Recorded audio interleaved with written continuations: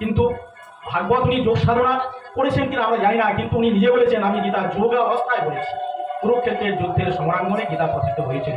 তো গীতা আমরা মনে করি শেষ বয়সে গীতা পাঠ করবো বা আমাদের পারলৌকিক কিছু উন্নতির জন্য গীতা বুকে রেখে মৃত্যুবরণ করবো, এটাই গীতার আমাদের কাছে পরিচয়, কিন্তু তা নয়। গীতা অ্যাকচুয়ালি আমাদের যে গ্রন্থ, আমাদের জীবন গ্রন্থ, জীবনমুখী গ্রন্থ। গীতা অর্জুনকে শুনিয়েছিলেন ভগবান কুরুক্ষেত্রের যুদ্ধে। সব থেকে কঠিনতম সময় হচ্ছে যখন একটা সৈনিক যুদ্ধ করে, তার মন যে তখন গীতার মধ্যে আসতে পারে, গীতার মধ্যে কি আছে সেই অবস্থায় গীতাকে শুনিয়েছিলেন। আর অর্জুনকে গীতা শুনিয়েছিলেন কখন? যখন অর্জুন বলেছিলেন যে আমার কি কর্তব্য আমি বুঝতে পারছি না, আমি কিং কর্তব্য বলবো, আমি যুদ্ধ করবো না সন্ন্যাস নেব, আমি স্থির করতে পারছি না। এই অবস্থায় ভগবান তাকে বলেছিলেন এই গীতার বাণী। তার জীবন স্পর্শী কথার মাধ্যমে অর্জুনকে টেনে নিয়ে এসেছিলেন। আর তিনি যে কুরুক্ষেত্র করেছিলেন সেই কুরুক্ষেত্র আজও কুরুক্ষেত্র চলছে। আমরা তার মধ্যে গীতা জ্ঞানকে সম্বল করে যদি সংসারে প্রবৃত্ত হই, তবেই আমরা মনে হয় এই সংসারকে, ভব সমুদ্রকে এবং এই জড় সংসারকে আমরা হরিলায় প্রাণ করতে মানে পার হতে পারবো এবং তার কাছে হয়তো আমরা পৌঁছাতে পারবো। তবে এই গীতায় কি আছে, কেন এত মূল্যবান, আরো প্রশ্ন জাগে? জাগে না। কেন জাগে না? কেন আমরা যে 24 তত্ত্বের বডি, জড় মরজগৎ, এই মরজগতের চিন্তাই আমরা সর্বক্ষণ সকাল থেকে রাত্রি পর্যন্ত অপূর্ব এই চিন্তায় ব্যস্ত। ভগবান কি বস্তু, তাকে জানলে কি লাভ, তিনি কি দিতে পারেন, আমরা কেউ জানি না। সেই জন্য ভগবান বলেছেন আমরা জানতে পারবে না যতক্ষণ না আমি জানাবো। অর্জুনকেও বলেছেন, ব্রহ্মাকেও বলেছেন। এই গীতা ভাগবত কখন সৃষ্টি হয়েছে আমরা শুনেছি, জানেন সুখদেবের মুখের কথা ভাগবত বলেছে, কিন্তু ভাগবত অনেক আগে। ভাগবত প্রথম শুনিয়েছিলেন ব্রহ্মাকে। ব্রহ্মাকে প্রথম নাভি কমলে যখন উৎপত্তি হলো, ব্রহ্মার সৃজন করলেন বিষ্ণু তার গর্ভদোষ সাই কমল থেকে, তার উপরে বিষ্ণু। তখন উনি চিন্তা করলেন যে আমি সৃষ্টি হয়ে এই নালী বেয়ে কোথায় গেছে এর শেষ দেখবো। সেই দেশ দেখতে গিয়ে উনি অনন্ত কত বছর উনি নিচে নামলেন, কিন্তু তার শেষ উনি দেখতে পাননি। তখন উনি এক শব্দ শুনলেন, পাপ পাপ পাপ, অর্থাৎ তপস্যা করো, তপস্যা করো, তপস্যা। ব্রহ্মা তপস্যা করলেন। তপস্যা করার পরে উনি, ভগবান বললেন বর চাও, তুমি বর চাও, তুমি বর চাও। তখন ব্রহ্মা বললেন আমি যে বর দিতে শব্দোচ্চারণ করছে যে তাকে আমি দেখতে চাই, যে কেমন তাকে আমি দেখতে চাই। তখন ভগবান নিজে তাকে চতুশ্লোকী ভাগবত উনি প্রথম শোনালেন, সেই হচ্ছে প্রথম ভাগবত। এই ভাগবত ব্রহ্মা নারদকে শোনালেন। এই নারদকে শোনালেন এই স্বর্গ থেকে শেষ পর্যন্ত আশ্রয়, এই 10টা ফেজে 10টা বিষয়ের উপরে ভাগবত আছে। যে ভাগবত পরবর্তীকালে ব্যাসদেবকে নারদ শোনালেন এবং বললেন এটা জীবের কল্যাণের জন্য, তুমি এটাকে বিস্তৃত করে তুমি এটাকে লোককে দাও জীব কল্যাণে। সেই ভাগবত সুখদেব পঠিত হলেন। পঠিত হয়ে আমাদের সেই পীক্ষিত মহারাজকে, মানুষের মধ্যে যে প্রশ্ন, সেই প্রশ্ন উনি পীক্ষিত মহারাজ করেছিলেন। তার 7 দিনের আয়ুকাল ছিল। তো আমরা প্রথমে গীতার কথা একটু জেনে নেব। গীতার বিষয়বস্তু, মেন জিনিস কি। গীতার বিভিন্ন আছে, যে গীতা যে যেভাবে দেখবে, গীতার মধ্যে এমন কোনো শ্লোক, এমন কোনো পৃষ্ঠা নেই যেখান থেকে কেউ জ্ঞান অর্জন করতে পারবে না। এমন কোনো শব্দ নেই যে শব্দ আধ্যাত্মিক চেতনাকে উদ্বুদ্ধ করবে না। আমাদের আধ্যাত্মিক চেতনার এক পরম মহাগ্রন্থ। তো গীতায় কি আছে আমরা জানি, পরম বস্তু সবকিছু চরণ সীমায় কে থাকে, পরম। সেই পরম বস্তু, পরম বস্তু কি? 5টা পরম তত্ত্ব রয়েছে আমাদের। 5টা আপনারা সবাই জানেন, সবাই এখানে বিদুষী বিদ্বান আছেন, সবাই জানেন। 5টা তত্ত্ব জানলে আর কোনো পড়াশোনার কারো কিছু দরকার নেই, শিক্ষা দীক্ষা জ্ঞানের কোনো দরকার নেই। কারণ এই জ্ঞান আমাদের ইন্দ্রিয়ের উপরের জ্ঞান। আমরা ইন্দ্রিয় পর্যন্ত যেতে পারি, জড়জগতের মেটেরিয়ালিস্টিক লাইফে আমরা চিন্তা করতে পারি। কিন্তু এটাই পরবর্তীকালে উনি আমাদের দাপরের পরে চলে আসলেন, পরিকালে এসে আমাদের গৌর উনি প্রেম ভাব নিয়ে রাধা তত্ত্বকে বুঝতে চাইলেন, ভক্ত হলেন, ভগবানই ভক্ত হলেন, নিজের রস নিজেই আস্বাদন করে তৃপ্তি লাভ করলেন। এইটাই আমরা বঙ্গীয় বৈষ্ণব সমাজ তথা আমাদের মধ্যে বেশি প্রচলিত। আমাদের মধ্যে ভক্ত ভগবান ভাবটাই বেশি। আমরা তাকে আপন করে পেতে চাই, বাড়ির ছেলে হিসাবে পেতে চেয়েছে যশোদা বাৎসল্য প্রেমে, নন্দ বাৎসল্য প্রেমে, দশরথ বাৎসল্য প্রেমে পেতে চেয়েছে। কিন্তু ব্রহ্মেতে সেই তৃপ্তি নেই, সেই শান্তি নেই। সেখানে শুধু আছে আমি তার সঙ্গে লয় হয়ে যাব, এই চিন্তা। লয় হয়ে গেলে তো আমাদের এক্সিস্টেন্স থাকছে না, আমাদের আর ফিলিংস থাকছে না। অতএব তার সঙ্গে যে তার লীলা বিলাস, তার সঙ্গে যে আমার ভালো মন্দ, সেটা আমি ভাগাভাগিও করতে পারছি না। এইটা হচ্ছে এই অবস্থা। এইবার আছে যারা যোগী রয়েছেন, তারা কি করছে? যোগীরা বলছে আমাদের পুরো কুণ্ডলীরই জাগ্রত করতে হবে। সর্প, একটা সাপ, একই সাপ যদি ওর খাঁচার মধ্যে বন্দী থাকে, তাহলে সে নিস্তেজ নির্জীব থাকে। সেই অবস্থা হচ্ছে অব্যক্ত অবস্থা, বা সেই অবস্থা হচ্ছে নির্গুণ অবস্থা, অরূপ অবস্থা, যেটা আমরা দেখতে পেতে পারি নাও পেরি। একমাত্র যোগ সাধনার মাধ্যমে আপনারা দেখতে পারেন, তাছাড়া ফিল করতে পারবেন না। আর সাপটা যদি ওই সাপ খেলা জায়গায় যদি ছুটে খুলে বাইরে বের করে দেয়, তাহলে সবাই আপনাকে বসে আছেন সব পালিয়ে চলে যাবে। কেন পালিয়ে যাবেন? ওর সৌন্দর্য দেখবেন ফোনা নিয়ে করছে, লেন্থ কতটা আপনি মাপতে পারবেন। ওর বিস্তৃতি আনন্দ অনুভব করতে পারবেন, ভয় অনুভব করবে, সব ধরনের ফিলিংস আপনি পাবেন। আমরা চাই ভগবানের সঙ্গে সব ধরনের ফিলিংস করতে। কেন? ভগবান নিজে চান লীলা করতে, তবে আমরা ভগবানের অংশ, অতএব আমরাও সেটাই ভালোবাসি। সেই জন্যই আমরা সব লীলায় থাকতে চাই, মিলেমিশে থাকতে চাই, রসে বসে থাকতে চাই। এটা রামকৃষ্ণের কথা। আমরা রসে বসে থাকবো, আমরা নিরস হয়ে যাব। রস দিয়ে থাকলেই জীবন ভালো, নিরস হলে বেশিক্ষণ থাকা যায় না। ওই যে স্থিতির কথা যোগীরা বলেন যে আমি কুলকুণ্ডলী, এই যে সর্পকে সঙ্গে তুলনা করা হয়েছে কুলকুণ্ডলীকে। সর্প যেমন একদম আমাদের সে গোলাধার চক্র থেকে, মানে গুহ্য দেশ থেকে একদম এই পর্যন্ত স্বাধিষ্ঠান চক্র এইসব পার করে যখন সমাধি স্তরে আসছে ব্রহ্মস্তরে, কিভাবে হচ্ছে? প্রথমে রয়েছে লিঙ্গ স্তর, গুহ্য স্তর, নাভি স্তর। এটা হচ্ছে লোয়ার গ্রেডের জিনিস। মানুষের আত্মাও এই পদ্ধতিতেও বেরিয়ে যায়। এই পদ্ধতিতে যদি আত্মা নাভি এবং তার নিচ দিয়ে বেরিয়ে যায়, সে অধোজনি প্রাপ্ত হয়। অধোজনি মানে মানুষের থেকে নিচে হয়ে যায়, অন্য জনিতে জন্মগ্রহণ করবে। সে প্রাণী জনি হতে পারে, কৃমি জনি হতে পারে, 1084 লক্ষ আমরা বলি, 84 লক্ষ জনি রয়েছে, যে কোনো জায়গায় সে যেতে পারে। এইবার আমাদের সেটা উঠে নাভির থেকে উঠলো মনে। মনে আমরা যোগীরা জ্যোতি ফিল করি, একটা জ্যোতি আলো ফিল করে, যেখানে একটা জ্যোতি আছে। এই আলো কণ্ঠে উঠলো, এই কণ্ঠ পর্যন্ত। কণ্ঠে যখন উঠছে তখন সে ভগবানের কথা ছাড়া আর কোনো কথাটা ভালো লাগছে, সে অন্য কিছু চাইবে না, কারোর সাথে মিশতেও চাইবে না। মিশলেও কিছুক্ষণ বাদেই দেখবেন সে পাল্টে গেছে, ভগবানের কথাই যাবে, কারণ তার কণ্ঠে সবসময় ওই ভগবানের কথাই থাকবে। যেমন সুখদেব গোস্বামী, নারদ, এরা হচ্ছে সেই স্তরের জীব। আমরা যদি উদাহরণ দিয়ে বলতে পারি, সবসময় ভগবানের নাম পৃথিবী ব্রহ্মাণ্ডে ঘুরে বেড়াচ্ছে, কিন্তু এর কোনো আসক্তি নেই তাদের। যোগীরা এটা ফিল করে। তার উপরে স্তর রয়েছে এই ভ্রু। এই ভ্রু মধ্যে যখন আসে তখন ওরা দেখতে পায় যে ভেতরে একটা লণ্ঠনের ভেতরে যেমন একটা আলো থাকে, কিন্তু আপনি ছুতে পারবেন না, কেন? তার ভেতরে কাছের ব্যারিকেড করা আছে। যোগীরা ওইটা ফিল করে, দেখতে পায়, কিন্তু ছুতে পারবে না। ছুতে গেলেই তাপ পায়। তার উপরে স্তরে যখন উঠে যাবে তখন আমরা লীন হয়ে যাচ্ছে ব্রহ্মের সাথে। যখন মস্তকে হয়ে যাচ্ছে ব্রহ্মরন্ধ্র বা ব্রহ্ম, যাদের আত্মা এখান দিয়ে বের যায় তারা মনে করেন সরাসরি করে একদম পুরো বৈকুণ্ঠে চলে যাবে। যাদের আত্মা এখান দিয়ে বের করতে পারবে, এরকম যোগীও আছে আমাদের। তো এই হচ্ছে এটার কাহিনীর মধ্যে। তাহলে আমাদের যদি কেউ যোগ সাধনা এটা আয়ত্ত করতে যায়, তাহলে তাকে খুব উপযুক্ত মানে গুরু, দক্ষ গুরু থাকতে হবে। তার কাছে ট্রেনিং নিয়ে আপনাকে আসতে হবে, নাহলে ওই জায়গায় আপনি পৌঁছাতে পারবেন না। আর ওখান থেকে পতন হলে আপনার পতন সরাসরি অনেক নিচেও যেতে পারে, কিন্তু ভক্তের কোনো পতন নেই। যে অবস্থায় ভক্ত, বুঝতে পারলেন? এই সম্বন্ধে ভাগবতে একটা সুন্দর কাহিনী রয়েছে, সেটা আমি হয়তো আজকে আপনাদের কাছে বলার চেষ্টা করব।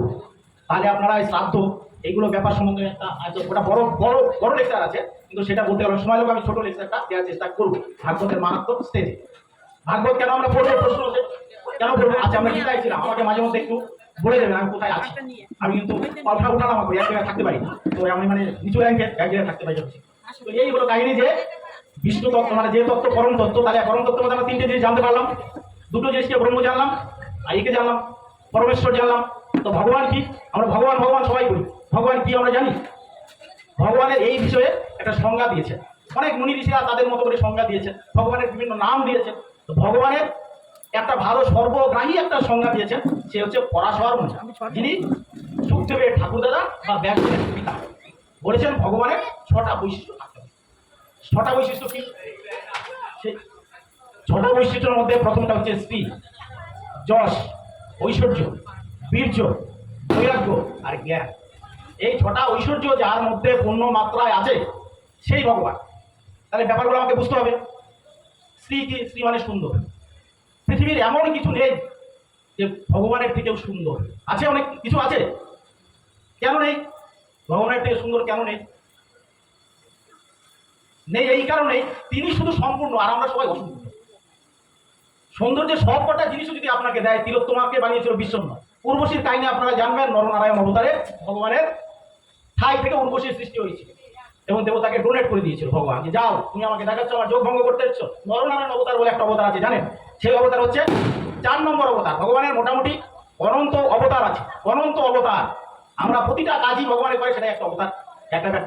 একটা ব্যাখ্যায় বলেছে ভগবানের 24টা অবতার মেন ধরা হয়, তার মধ্যে 22টাকে আমরা ভালোভাবে ব্যাখ্যা করি, আর 2টোকে অত আমরা ব্যাখ্যা করি না, যদিও আছে।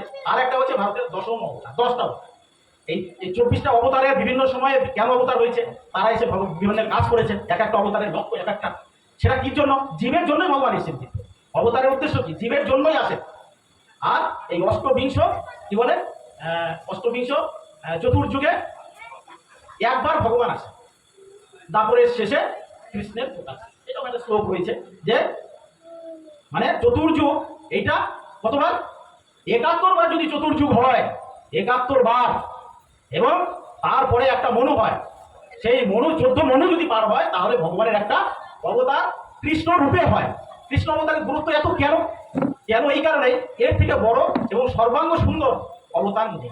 কৃষ্ণ চরিত্র অতি অদ্ভুত এবং বিচিত্র, আর রাম চরিত্র খুবই পবিত্র। রাম একটাই বিয়ে করেছিলেন, রাম অনেক বিয়ে করতে চেয়েছিল, তারকা তারকা নাকে তারকা নাই সুর্পণখা গিয়েছিল, বিয়ে করতে পারেনি। আর কৃষ্ণ কতগুলো বউ?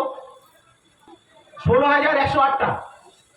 কেন? শুধু মাস্টার বলে আর ছাত্র শোনে, বেশিরভাগ ছাত্রই হয় মূর্খ, তাই কি না? এখানেও তাই, একই জিনিস। আমি যে বলছি, যদি আপনাদের এটা মনে হয় যে আমার বিচারে ঠিক হচ্ছে না, তাহলে বিচারে আমরা বুঝবো, একটা সমাধান তো করতে হবে। তো আপনার বলবেন, তো এটা আমরা বলছি কি, ভগবান যে তার শক্তি দেখেন। গোবর্ধন বলে একটা পর্বত আছে বৃন্দাবনে, শুনেছেন, গিরি গোবর্ধন। উনি বাঁ হাতের কেনি আঙ্গুলে 7 দিন 7 রাত ধরে রেখেছে। তখন তার বয়স কত? বুদ্ধদেব ভগবানের কিন্তু অবতার। এই আমাদের লাস্ট অবতার হচ্ছে বুদ্ধদেব, পর্যন্ত আমরা এসে থেমে আছি। এরপরে কলিযুগ অবতার শ্রী চৈতন্য মহাপ্রভু। ভাগবতে কোথাও বলেন উনি অবতার? কোথাও বলা নেই। আমরা শ্রী চৈতন্য মহাপ্রভু অবতারের থেকে আরো বড় ভাই, অবতারই ভাই, মানে ডাইরেক্ট ভগবান। বুঝতে পারলেন? অবতার কিন্তু ডাইরেক্ট ভগবান না, কিন্তু বলা হয়েছে অবতারদের মধ্যে ভাগ করেছে, ক্যাটেগরি আছে। যেমন কৃষ্ণ একটা অবতার, সে হচ্ছে একদম সর্বসামর্থ্য অবতার, সে হচ্ছে 64 কলার অবতার। এদের এইভাবে ভাগ হয়, 64 কলা, এরপর আর কলা নাই। 16 কলায় পূর্ণ বলে না, মানে কি ওর পরে আর কিছু হবে? 64 কলা হচ্ছে ওটা। রাম কত কলার অবতার? রাম হচ্ছে 60 কলার, 60। কেন 60? দুজনেই তো ভগবান। রামের মতো কতগুলো কোয়ালিটি নাই। কি কোয়ালিটি নাই? যার সাথে প্রেম করা, যাকে ধরে কাপড় টানা, এটা রামায়ণ কোথাও আছে? নাই। এই যে ছোট, তখন কি করবে? লজ্জা নিবারণের জন্য তখন গোবিন্দকে ডেকেছে। গোবিন্দ দেখছে, কিন্তু গোবিন্দ আসছে না। কেন আসছে না? ও বুকের কাপড়টা তখন পর্যন্ত মুখে ধরে রেখেছিল লজ্জা নিবারণের জন্য, কমপ্লিট সারেন্ডার হয়নি ভগবানের দৃষ্টিতে, তাই আসেনি। যখন সব ছেড়ে দিয়ে হা গৌরাঙ্গ, হা কৃষ্ণ বলে শিখেছে, তখন দেন উনি ধর্ম রক্ষার জন্য, ধর্ম হয়ে স্বয়ং কাপড় হয়েছে। কাপড় ভগবান নিজে ইটসেলফ কাপড়। আপনি চিন্তা করেন ভগবান ভক্তের জন্য কতটা এগিয়ে আছে। তো দাঁড়িয়ে থাকে পাশে, এখানে হয়তো কোথাও পাশে দাঁড়িয়ে আছে, আমাদের দেখছে শুনছে, কিন্তু আমাদের ওই লেভেলে কেউ নাই। তার জন্য আমাদের চোখে পড়ছেও, তাদের লীলা আমরা বুঝতেই পারি। দ্রৌপদীর এরকম উদাহরণ ভগবান প্রতি ক্ষেত্রে দিয়েছেন, প্রতি ক্ষেত্রে আছে ভগবান কমপ্লিট সারেন্ডার, শরণাগতি। লাস্ট শ্লোক যে লাস্ট 66 নম্বর মুক্ত যোগে যে গীতার শ্লোকে রয়েছে, সর্বধর্মাম পরিত্যাজ্য মামেকং শরণাং ব্রজ অহং ত্বাং সর্ব পাপেভ্যো মোক্ষয়িষ্যামি মা শুচিঃ। সব ধর্ম, সব কর্ম, ধর্ম সব পরিত্যাগ করো, কিচ্ছু করতে হবে না, কোনো কাজ নেই তোমার, শুধু আমাকে কমপ্লিট সারেন্ডার করে দাও, সমর্পণ করো। এই হচ্ছে কমপ্লিট সারেন্ডার। এতটুকু ত্রুটি থাকলে হবে না, আমার মধ্যে অহংবোধের একটুকু দাগ থাকলে হবে না। সারেন্ডার ওই লেভেলে করতে হবে। যে ছেলে 100-তে 100 পায়, সেই খাতাটি 1000 বার চেক করবেন, ওর কোনো ভুল পাবে। 100-তে 100ই দিতে হবে। ভাই অনেক ছেলে অঙ্কে 100, অঙ্ক সাবজেক্টে 100 পায়, ওই ছেলের খাতা ওই মাস্টারমশাই যদি চেক করে, ওর থেকে ভালো লিখতে পারে, তার জন্য তো 100 দিচ্ছে। একটু ভুল থাকলে 1 নম্বর, হাফ নম্বর, আধা নম্বর চেক। কমপ্লিট সারেন্ডার হচ্ছে যে ওখানে নাম্বার কাটার জায়গা দিতে হবে না ভগবান। তোমার তো ভগবান বলেছে আমাকে পাওয়ার জন্য তোমার কিচ্ছু করতে হবে না। জ্ঞান এত 18টা শ্লোক, 18টা অধ্যায় ধরে অর্জুন বিষাদ যোগ থেকে মোক্ষ যোগ পর্যন্ত অর্জুনকে শুধু জ্ঞান দিয়েছে। জ্ঞান দিয়েছে, সবকিছু জ্ঞান অর্জুনকে জ্ঞান দিয়েছে, মানে অর্জুনকে শুধু দিয়েছে, ওই জ্ঞানটা আমাদের দিয়েছে। আমরা কিন্তু এটা বুঝি না, আমরা বলি অর্জুনকে।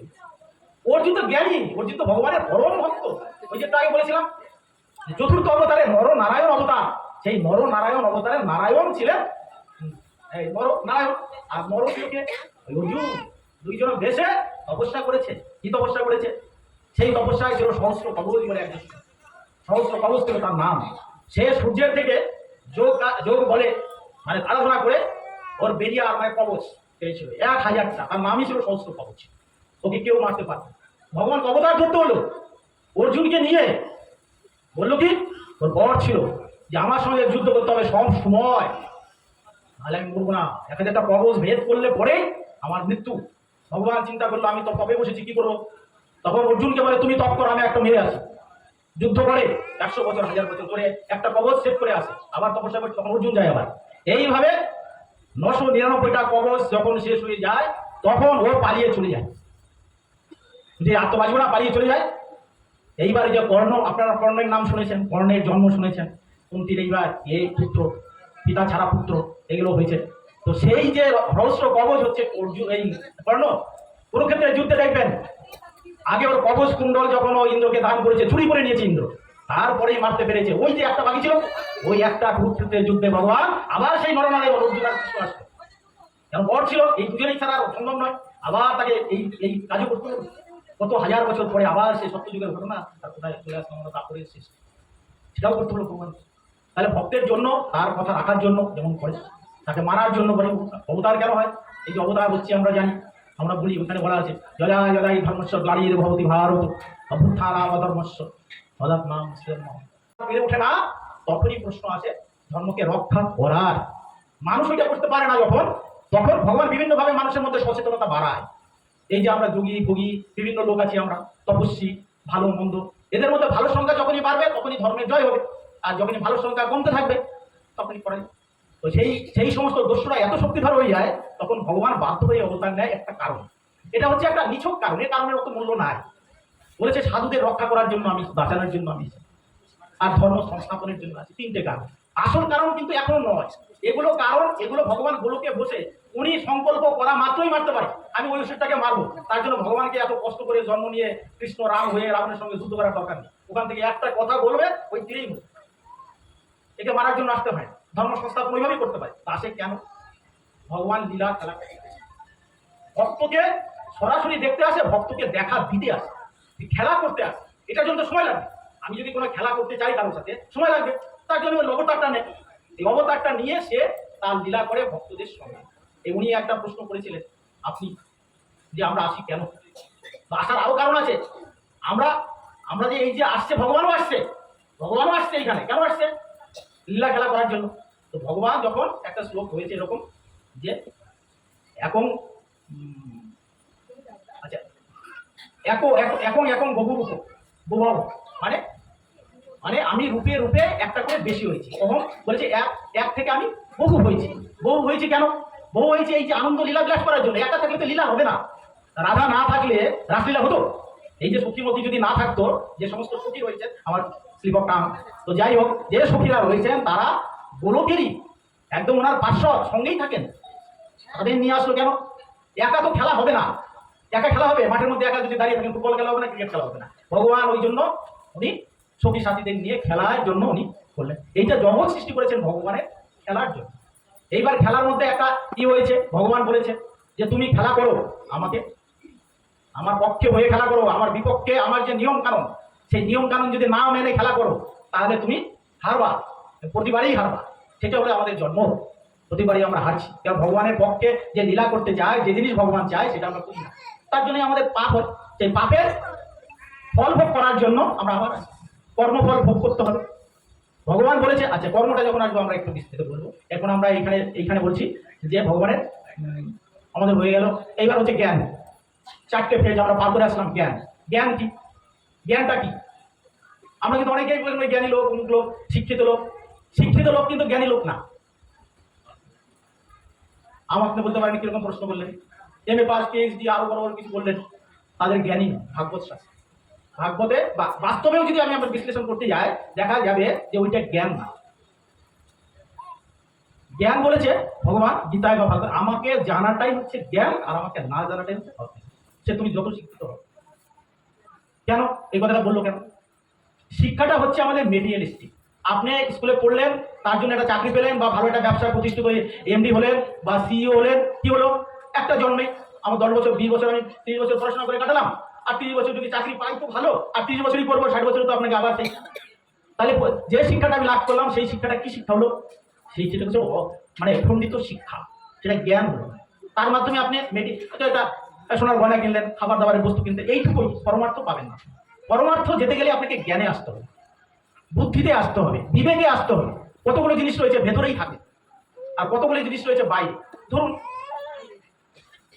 এক ডাক্তারখানায় চোখের ডাক্তার রুগীকে দেখছে, চোখের ডাক্তার ওখানে দেখবেন AXY বড়, প্রথম বড়, তারপরে ছোট ছোট করতে একদম ছোট, আর আপনাকে ওই লেন্স পাল্টায় আর বলে দেখতে পাচ্ছেন ওইটা করেন, আপনি করলেন, ও তখন দেখলো যে এটা বয়ে যাচ্ছে আর একটা লেন্স, তাই কিনা? বাইরে থেকে এক ভদ্রলোক এরকম দেখছে, দেখে ভাবছে নাহলে ওটা অপূর্ণাঙ্গ নাম হয়। এই আমরা ধীরে করে রাস্তায় অনেক কাম করি না, নাম করছি, আমি মনে করছি খুব নাম করছি। আবার রাস্তায় দেখবেন ঠাকুর আছে, কালী ঠাকুর, দুর্গা ঠাকুর আছে, করি না? আমরা বেশিরভাগ লোকই তাই করি। ওটা কি হলো? এটা ঠাকুরকে পুরা মাত্রায় অপমান করা হলো, শ্রদ্ধা তো নয়ই। ওতে আপনি অবজ্ঞা করলেন। অবজ্ঞা করা কি? পাপ। আপনার থেকে সে মা দুর্গা জগৎ জননী, তাকে আপনি অপমান করলেন, তাহলে আপনার পাপ হবে না?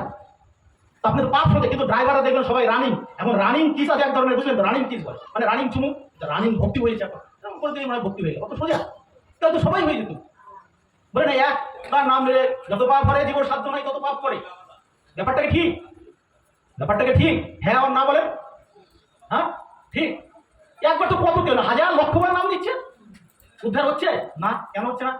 ওর মধ্যে শুধু হচ্ছে নামা ভাষণাই, ওটা হচ্ছে এমনি রূপ ধ্যান করতে হবে। ধরুন আপনার ছেলের নাম রঘু, আপনি যদি রঘুকে ডাকেন, আগে আগে মনে আসবে রঘুর চেহারাটা।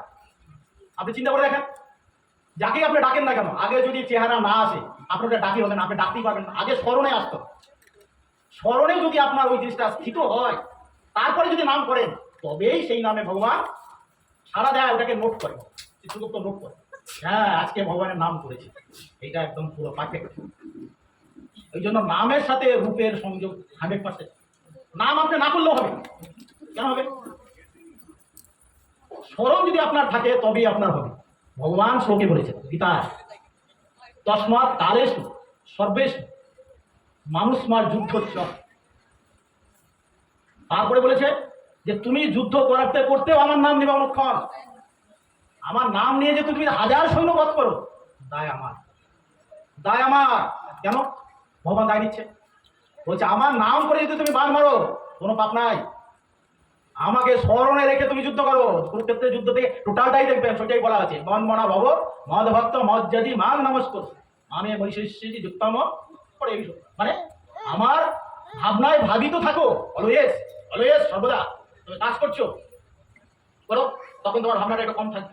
রামকৃষ্ণ আরো ভালোভাবে বলেছে, রামকৃষ্ণ কিরকম ভাবে বলেছে না, আমরা যখন তো সবাই সাদা দিতে বলো, প্রথমে কাজ করছো তুমি 2 হাত দিয়ে, মুখে বলো, কাজ শেষ হলে 2 হাত দিয়ে হরিকে দুলি, তাহলে হয়ে গেল 100%। তুমি তখন করতে পারো নি, ভগবান এটা কনসিডার করবে। তুমি ফাঁকা আছো, 2 হাত ফাঁকা তোমার, এখন তুমি জড়ি ধরছো না, এখন জড়ি ধরো, তাহলে তো তোমার আগেরটা ঘাটতি পুরো হয়ে যাবে। এইরকম ভাবে আপনাকে থাকতে হবে ভগবানের, তবেই ভগবানের নাম কার্যকরী হবে, নাহলে কার্যকরী হবে না। এটা আমার কথা না, কিন্তু আপনারা অনেকে হয়তো বিমর্ষ হয়ে পড়ছেন না। এইটা থেকে শিক্ষা নিতে হবে যে আপনাকে নাম আগে কনসিডার করতে হবে। দেখবেন মরার আগে অনেকে বলে আমি আমার ওই ছেলেকে দেখি, মরার আগে একবার দেখে দেখি, বলে কি বলে না, বা ওই আমার মেয়েকে দেখো বলে, আমরা সবাই বলি। ওই ছেলেটার চিন্তা ওর মনের মধ্যে এসেছে, তবেই আপনাকে এক্সপ্রেস করছে। তার মানে কি আগে ও ছেলের রূপ ধ্যান করেছে, স্মরণে এনেছে, তবে বাক্যে আগে হচ্ছে ওইটাকে পারফেক্ট করতে হবে। নামটা আপনি পারফেক্ট দরকার লাগে, খুব সুরে আপনি একদম সারেগামার সুরে লাগিয়ে নাম করলেন, মনে করলেন আমার নাম পারফেক্ট হয়েছে। ভগবান এগুলো কনসিডার করে না।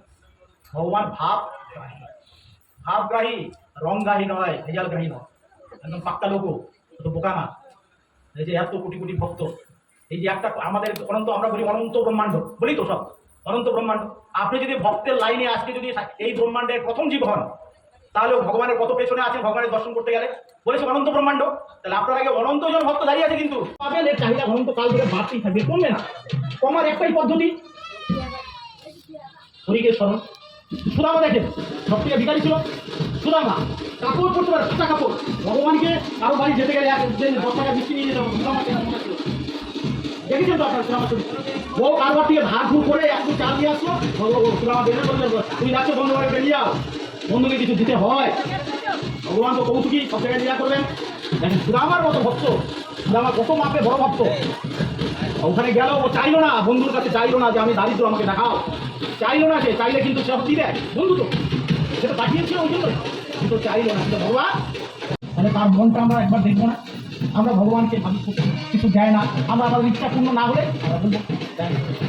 ভগবান কিন্তু দেয় না, ভগবান নাকি গোটা 5 কাজ করে, 5টা কাজ ভগবান করে, আর কোনো কাজ কিন্তু করে না। আমরা মনে করি ভগবান সব করে না, ভগবান নিজে আসে, বাদ বাকিগুলো কর্ম করে। ভগবান কি করে? ভগবানের প্রথম কাজ হচ্ছে বিধান তৈরি করা, বিধান।